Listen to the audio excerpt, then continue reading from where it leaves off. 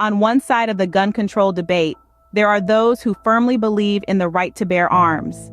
This sentiment is deeply rooted in many societies, particularly in the United States, where the Second Amendment of the Constitution protects this right. These proponents argue that responsible gun ownership can deter crime, empower individuals, and is an essential part of self-defense.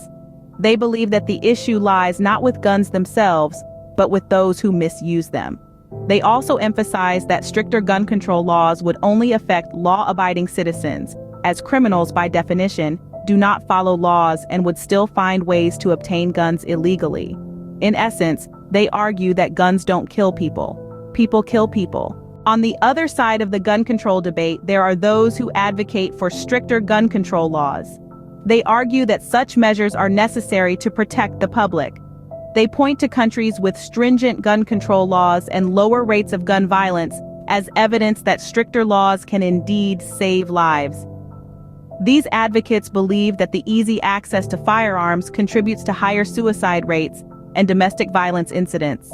They also argue that only law enforcement and the military should have access to assault-style weapons, which can cause mass casualties in a short amount of time. They contend that if guns are harder to obtain, there would be fewer chances for them to fall into the wrong hands. The debate over gun control is complex, multifaceted, and emotionally charged. It goes beyond just the right to bear arms and delves into topics such as mental health, societal values, and the very definition of freedom itself. The key points of the debate revolve around the interpretation of the right to bear arms, the efficacy of stricter gun control laws, the role of guns in crime and self-defense, and the societal impact of easy access to firearms. In the end, the question remains, how can a balance be struck between preserving the right to personal protection and ensuring the safety of the public? The answer to this question is not black and white, but rather a spectrum of grays.